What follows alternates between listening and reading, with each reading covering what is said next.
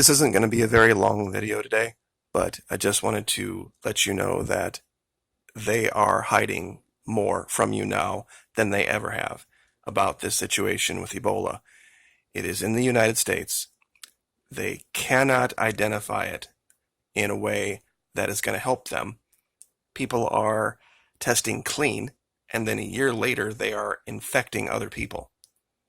This is what's going on that they don't want you to know about, and it's primarily coming out of the Democratic Republic of the Congo.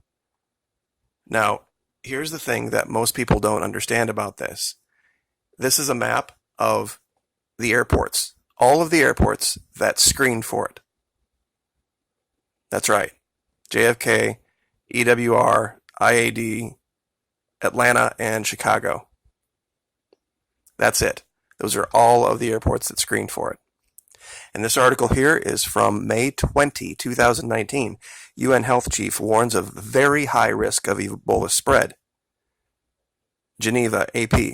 The head of the UN Health Agency says the risk that the Ebola virus will spread remains very high. Tedros Adhanom, I'm not even going to try that last name, was speaking Monday at the start of the World Health Organization's annual assembly, where issues like antimicrobial resistance, universal health care, and WHO reform are among the topics up for discussion. He notes that the current Ebola outbreak, which is the second deadliest on record and has been confirmed to take nearly 1,100 lives, is so far, allegedly, contained to 2 provinces of eastern Congo that are racked by violence by armed groups. He said the outbreak was one of the most complex health emergencies any of us have ever faced. Okay, now I know a lot of you thinking, a lot of the skeptics are like, oh, it's just Ebola, it's the Congo. It's just in the Congo, it's in the Congo. Okay, well, containing it is nearly impossible.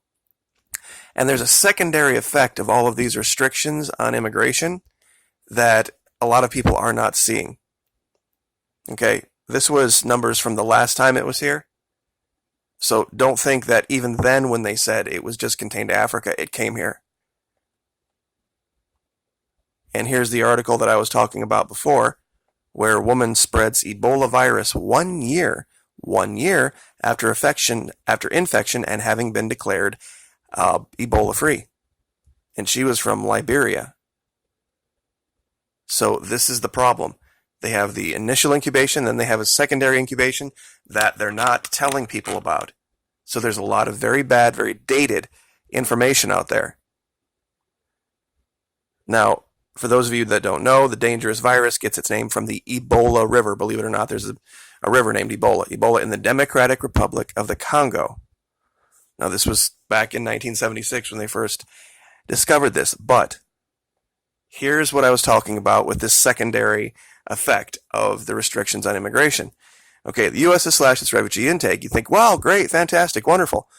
All it's doing is slashing its refugee intake from places like Syria and Myanmar. But when you go down to this article's from the Post, here, let me show you something that they aren't telling you. 1 second. Let me find it.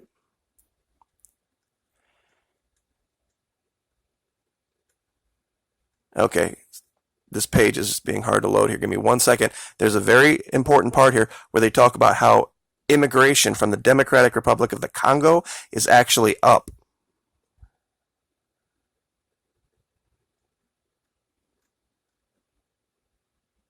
Here it is. In 2016, let me close some of these ad choices. I don't know why it's doing what it's doing. In 2016, Exodus Refugee Immigration in Indianapolis resettled refugees from 13 countries, including Syria, Iraq, and Sudan last year. Exodus placed refugees from Afghanistan, Myanmar, Congo, and Eritrea, said Cole Varga, the group's executive director. The drop in refugees means the group's funding has been cut almost in half, and the group laid off or did not backfill more than a dozen positions.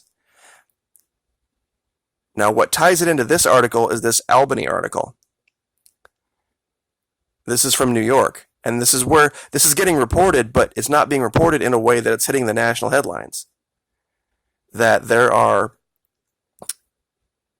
places that are seeing an increase in immigration from Congo because of the slash in immigration from Syria and other places.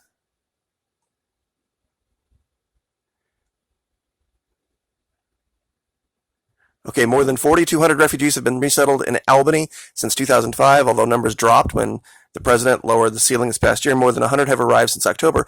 Most are from Afghanistan, Burma, and the Congo and come to join family members that are already here. See, guys, this is the problem. This is one of the biggest stories that is not being reported. They are coming. They are testing clean, and then all of a sudden, people that are testing clean are all of a sudden showing symptoms and starting to infect other people. This is the problem. And it's when you have somebody that's tested clean and they're healthy, they don't watch these people. They don't put restrictions on them. And we all know what happens a lot of times when poor immigrants come to this country and they don't have a lot of money. Sometimes the activities that they choose to partake in to earn money causes a vast wildfire-like spreading of this. So anyway, I am going to cut this short because there's some other things that need to be done regarding this.